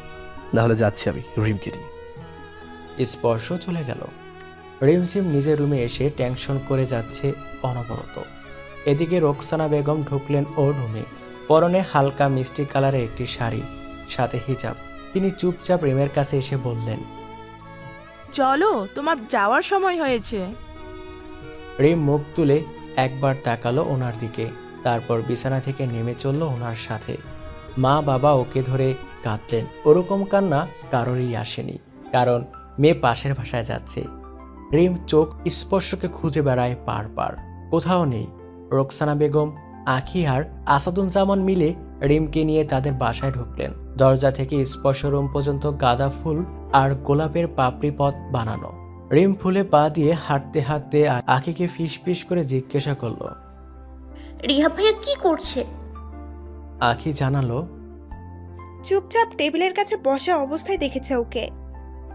রিম মন খারাপ করে স্পর্শ রুমে ঢুকলো। এবার রুমটা বেলি আর গোলাপ ফুল দিয়ে সাজানো। রিমঝিম বিছানায় বসতেই আখি চোখ মেরে দিয়ে চলে গেল। আত্মীয় স্বজন কম এসেছিল আর রিমের বাড়ির মেহমান বেশি ছিল। কিছু স্পর্শদের বাসাও ছিল, রিহাব টের পায়নি। রিম বিছানায় হাত রেখে গোলাপের পাপড়িগুলো ছুঁয়ে দেখছে। দরজা খোলার আওয়াজ পেয়ে সে মুচকি হেসে নিচের দিকে তাকিয়ে রইল। স্পর্শ দরজা খুলে ভিতরে ঢুকে দরজা লাগালো। তারপর রিমের কাছে এসে দাঁড়ালো সে। রিম মাথা উঁচু করে যখনই তাকালো দেখলো সেই বুড়ো লোকটাকে। ভয় পেয়ে ছিটকে দূরে চলে গেল সে। তারপর চোখ বড় করে বলল, স্পর্শ কোথায়? আপনি এখানে কেন? কন্যা, আজ তোমার আর আমারই তো বিয়ে হয়েছিল, তখন তামিমের কথা শুনে অজ্ঞান হয়েছিলে কেন? রিম চোখ বড় করে বিরাট বিরাট শ্বাস নিচ্ছে। তার নিজের চোখে বিশ্বাস হচ্ছে না। স্পর্শ জায়গায় লোকটা আসলো কোন সাহসে? স্পর্শ এগিয়ে যেতেই রিম দৌড়ে রুমের কোনায় চলে গিয়ে বলল, খবরদার, কাছে আসবে না। রিম এবার কোনো উপায় না পেয়ে স্পর্শর নাম ধরে এক চিৎকার দিতে যাবে, তার আগে স্পর্শর মুখ চেপে ধরে নরম ভয়েসে বলল, আমি। রিম বোকার মতো চেয়ে থাকলো। এবার স্পর্শ রুমের মুখ থেকে হাত সরিয়ে গালের দাড়িগুলো খুলে ফেলে দিল। রিম দাঁত কেলিয়ে বলল, তাহলে সেই বুড়োটাই আপনি? জি। চিনতে পারলেন না, আফসোস। রিম দুম করে একটা কিল বসিয়ে দিয়ে বলল, আমাকে এতদিন জ্বালালেন, অসভ্য লোক তো আপনি। আজ থেকে বেসামাল সভ্য হয়ে যাব। বেসামাল সভ্য কি জিনিস? দেখবে। দেখি। স্পর্শ রিমকে কোলে তুলে নিয়ে বারান্দায় চলে আসলো। সেখানে থাকা গার্ডেন চেয়ারে বসলো সে। কোলে রিম। রিম মুচকি হেসে স্পর্শের মুখের দিকে চেয়ে আছে। স্পর্শ হাসলো, তারপর বলল, এরকম বারান্দায় মদ খেয়ে বাড়াবাড়ি করার ফলে তোমাকে বিয়ে করতে হয়েছিল সেদিন। প্রতিবেশী সে আন্টির ছেলে অনেক উপকারে আসলো আজকে আমার। সেই তো ভাগ্য বদলে দিল। পুরোটাই বলে দিল। তা খুকি, আজ থেকে কিন্তু আপনি আর খুকি হবেন না, বাড়ির বউ হয়ে গেলেন। কয়েক বছর বাদে ডজন খানিক বাচ্চা মাও হয়ে যাবেন। ভালোবাসাটা কি কমবে? বাড়বে। 3টা বছর ধরে তোমাকে দূর থেকে ভালোবাসতে বাসতে আজ বিয়ে করে দিয়েছে, তাও অফিসিয়ালি। ভাইয়া মেরেছে? না, তবে মানবে, সেও কিন্তু আমার বোনকে বিয়ে করতে আসবে কিছুদিন পর। রিম স্পর্শকে মাথাটা এলিয়ে দিয়ে বলল, আমি খুব ভয় পেয়ে গেছিলাম আপনার জায়গায় বুড়ো লোককে দেখে। তুমি তো সে সময় সেন্সলেস হয়ে গিয়ে আরো ধামাকা করলে। তোমাকে আমি তোমার রুমে তুলে এনে শুইয়ে দিয়েছিলাম। সবাই তামিমকে দোষ দিচ্ছিল তখন। সব সময় সত্য বলাও ওর স্বভাব। সেই কারণে আমার বউটা অজ্ঞান হয়ে গেল, তাও বিয়ের দিন। ওসব বাদ, এখন শুধু ভালোবাসা হবে। রিম স্পর্শ কোলে থেকে উঠে দাঁড়িয়ে মাথা থেকে নেটের ঘোমটা খুলে দড়িতে টাঙিয়ে দিয়ে কোমরে হাত দিয়ে বলল, কেমন লাগলো বললেন না? আপনার মনের মতো সেজেছে কিন্তু। আমার রিমকে ঠিক আমার রিমের মতোই লাগছে। বিয়েতে অনেক মেয়েদের চেনাই যায় না, তবে আমি আমার রিমকে চিনতে পারছি। রিম মৃত্যুর মতো হয়ে স্পর্শ দিকে তাকিয়ে থাকলো। গত বছর এই দিনে এই সময় সে স্পর্শ থেকে পালিয়ে রুমে বসে পড়েছিল। জানালার পর্দা টানানো। রাত 12টায় চা খেতে আসবে সে। স্পর্শ সে সময় চেয়ার নিয়ে জানলার পর্দা ফাঁক দিয়ে রিমের পা দেখছে। রিম বিছানায় পা মেলে হাতে বই নিয়ে পড়ছে আর মাঝে মাঝে পা দুলাচ্ছে। তখন দুজনে দুই আলাদা পৃথিবী, আর আজ তারা এক হয়ে গেল। এখন তাদের একই পৃথিবী। রিমের সেই কথা মনে আসতে খুব খুব ভালো লাগলো। মাথার খোপার পিন খুলতে খুলতে সে রুমের দিকে চলে গেছে। ভালো লাগাটা ভাবতে ভাবতে স্পর্শ দড়ি থেকে রিমের ঘোমটা হাতে নিতেই ওপাশে রিমের বারান্দায় রিহাবকে দেখে থেমে গেল। রিহাব চোখের পানি মুছে শক্ত করলো নিজেকে, তারপর বলল, আমার বোনটা কেমন হাসি খুশি দেখো। খুশি হলাম এটা জেনে যে তোমাকে পেয়ে খুশি। দোয়া করবো Rihab, and thank you. All the best. স্পর্শ রুমে এসে রিমের কোমরটা আলতো করে ধরে ওর কানের কাছে কপালটা রেখে বলল, তোমার ভাইয়া মেনে নিয়েছে আমাদের। রিম চমকে হাত থেকে চুড়িগুলো খোলা বাদ দিয়ে স্পর্শ দিকে ফিরে তাকালো, তারপর মুখে হাত দিয়ে ফেললো। তার বিশ্বাস হচ্ছে না ভাইয়া এত সহজে মানতে পারে। খুশিতে রিমের চোখে পানি এসে গেছে স্পর্শর মুখে এই কথাটা শুনে। স্পর্শ রিমের চোখ দুটো মুছে দিয়ে বলল, 100টা চড়ে শোধ তুললাম না, আজও আফসোস। রিম ড্রেসিং টেবিলের সাথে হেলান দিয়ে বলল, অল ইয়োর্স। স্পর্শ আয়নার উপরে হাত রেখে মুখটা এগিয়ে এনে ফিসফিস করে বলল, মাথার ওই তারকাটাগুলো আগে খুলেন, না হলে সকালে উঠে আমার মুখের ভেতরে পাবো ওগুলো। আপনার চুলের যা ঘ্রাণ, আমার মন যাচ্ছে ওই পিন সমেত গিলে ফেলি। রিম ঘুরে দাঁড়িয়ে হাসতে হাসতে পিন খুলছে, আয়না দিকেছে। রোকসানা বেগম সোফায় বসে স্পর্শ রুমের দিকে তাকিয়ে আছেন। আসাদুজ্জামান এক কাপ চা নিয়ে ওনার পাশে বসলেন, তারপর বললেন, কি গো, তোমার ছেলে বউ এসে গেল। কাল থেকে তোমাকে চা করে খাওয়াবে, নুডলস পকোড়া করে খাওয়াবে। দেখবো তো কেমনে কি করে, সেই ভাবনাই ভাবছি। আখি রান্নাঘর থেকে বলল, বাবা, ভাইয়াদের চা পাঠাবো? রাত 9টা বাজে। পাঠা, চায়ের সাথে বিস্কিটও দিস। দরদ। তোমাকে যেদিন আমি বিয়ে করে এই বাসায় নিয়ে এসেছিলাম, আমার মাও কিন্তু চা পাঠিয়েছিল, সাথে ফিরনি দিয়েছিলেন, নিজের হাতে বানানো। আর তুমি তো কিছুই বানালে না রিমের জন্য। নতুন বইয়ের জন্য আমি বানাবো ফিরনি? আঁকি চা পাতা দিয়েছিস ওদের জন্য যে চা বসিয়েছিস? না বাবা, মাত্র পানি মাপছি। থাক, অমন করেই রেখে দে, তোর মা এসে চা বানাবে। কি? আমি? রিম, বলুন। পিন পরে ছাড়াবে। যা আমাদের জন্য চা বানিয়ে আনো তো। এ সময় চা খাবেন? এখন তুমি চা না বানালে বাসায় কুরুক্ষেত্র লাগবে। রিম মাথা নাড়িয়ে দরজা খুলতে দেখলো স্পর্শ মা বাবা দুজনে চা বানানো নিয়ে ঝগড়া করেছে। রিম একটু এগিয়ে এসে বলল, আমি বানাচ্ছি। এটা বলে সে রান্নাঘরে চলে গেল। রোকসানা বেগম ভূত দেখার মতো মুখ করে দেখছেন। আসাদুজ্জামানও কিছুটা চমকালেন। স্পর্শ দরজা দিয়ে মাথা বের করে বলল, আমি বলছি, তা নাহলে তোমরা দুজন আজ বাসায় উল্টে ফেললে দিতে। রোকসানা বেগম দাঁত খেলিয়ে বললেন, আমার সোনার টুকরো ছেলে। দেখেছো, বিয়ের দিন বউ নিজে চা বানাচ্ছে, সারাটা জীবন তোমাকে দেখে রাখবে সে। রোকসানা বেগম হিসাব ঠিক করে একটা ভাব নিলেন। মনে মনে তিনিও জানেন রিম মনের দিক দিয়ে খুবই ভালো।